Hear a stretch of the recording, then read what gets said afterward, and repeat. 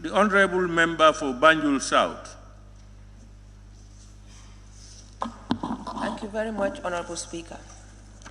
Honourable Speaker, I would first of all like to thank the committee clerks of this August House for the great work that they have done by spending the whole night in this August Assembly preparing a report for us. I thank you, clerks of the National Assembly. Honorable Speaker,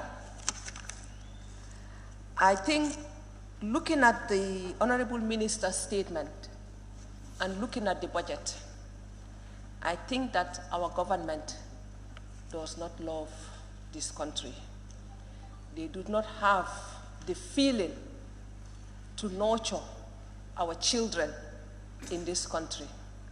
Honorable Speaker, $6 billion in salaries alone, not in administrative cost. Honorable Speaker, and we say we are a poor country. Honorable Speaker, the median age in this country is 19 years old. We should consider the life and the livelihood of our children. We should be investing in education. We should be investing in health rather than paying ourselves, feeding ourselves out of the poor people of this country. I will start with this August Assembly, Honorable Speaker. Honorable Speaker, to see the salary of the Honorable Speaker increased from 658 million to 658,000 to 1,560,000, I feel ashamed to call myself an honorable member, Honorable Speaker. I gave myself for service. I did not give myself for the poor people to feed me and my family, Honorable Speaker. When I saw this, I felt embarrassed. I did not want to come to this budget session because I said to myself, there is no need, because we are just sharing the cake in our pockets, going home, feeding ourselves. Not only that, but to see the responsibility allowance, the residential allowance, the roving allowance, and all those for the representatives of the people. It is embarrassing for me to go back to my poor constituency and tell them that the meager resources of this country, I am paid that much at your expense. I took an oath, Honorable Speaker, to serve and to give back to my society, not to enrich myself. And even if I go to the Constitution, Honorable Speaker, it says that we shouldn't deliberately enrich ourselves. And increasing our salaries is deliberately enriching ourselves. And that is an embarrassment. I think as a National Assembly, we should not accept any salary increment. It was in this August Assembly that we sat and discussed the salaries of the ministers and denied them, even though they went behind our backs and increased it. That is their problem. We offered ourselves for service, Honorable Speaker. We were not appointed. We were elected, and we offered ourselves, Honorable Speaker. And I think we should think of our people when we do the budget. I'm not allowing you to observe me. I don't have that time. When you are on your own feet, observe yourself, please. Thank you. Honorable Speaker, when we go to the office of the President, Honorable Speaker, I have seen new units, ICT units, being established at the office of the President. The office of the President has, I think, whatever they call it, the person that does her public speech or whatever, that lady. Why would he need another ICT? Why would the Honorable, His Excellency want 6 advisors?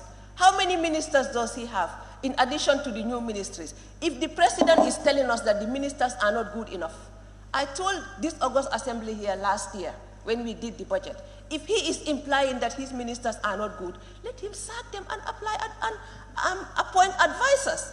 The ministers, according to our constitution should be competent enough to advise him on any policy under their ministries. And if they are not good enough, and if that is what he's implying, that they are not good enough, let him sack them and appoint advisors in their place. But as a poor country, we cannot be paying ministers and be paying advisors and be paying deputy advisors. Come on, we are a poor country. Instead of thinking of ourselves, 6 billion in emoluments alone. Come on. Honorable Speaker, I think we should think of the Gambian people, not our pockets. We say that when you are a politician, your skin starts shining, and I'm starting to believe it. Once you are appointed a minister, before 2 months, you marry a second wife. You start buying homes abroad. Come on, at the expense of who? At the expense of the poor Gambian? No way, Mr. Speaker. I am ashamed to call myself a National Assembly member. To be honest, I did not want to contest again. The only reason I contested was to show them that I can come back to this August Assembly. And I did against all odds, Mr. Speaker. If they want, they can die seeing me at the Assembly, but I will come and I will speak my mind and I will go home and I will eat my lamb. That is who I am, Mr. Speaker. Mr. Speaker, I looked at the Ministry of Justice's budget. Mr. Speaker, we have TRRC.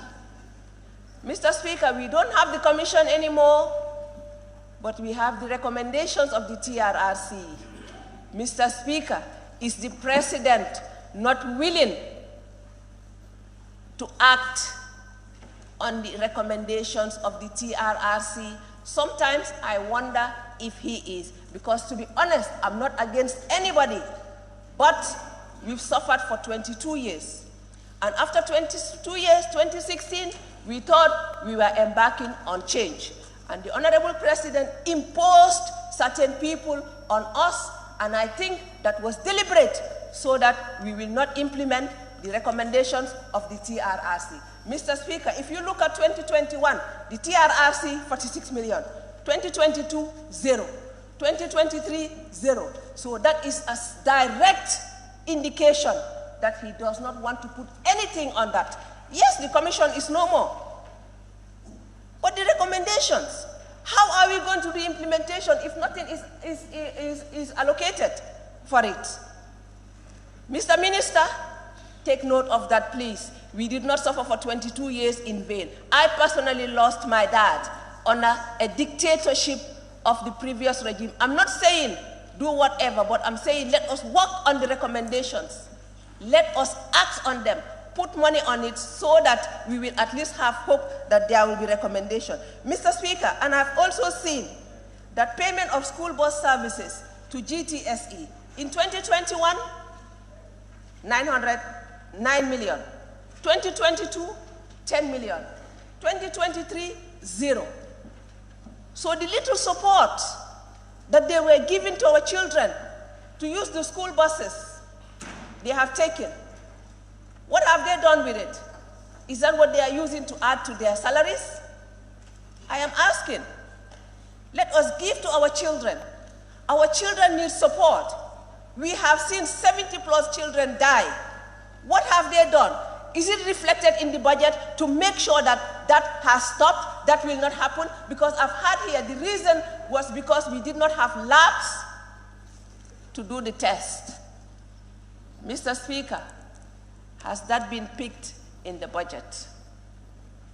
We did not come here, we did not fight to win our elections, to come here and eat and take the little resources, take it home and put it in our pockets. No, that is not me.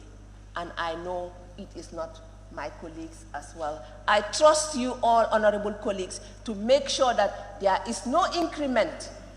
Let us start from home. Let us start from home. Let us not increase the salaries of the leadership in this assembly. When I looked at the budget, I was like, wow, the speaker, the deputy speaker, the majority leader, the minority leader, they have taken care of themselves. But have they thought about our children at home? Our schools? No way. There's a school in my constituency that is at risk of being closed, moved to another school. Have they thought about that? No way, but I have. Thank you very much, Honorable Speaker. And for that, honorable colleagues, let us not increase anybody's salary. Let us redirect those resources back to our communities. Thank you.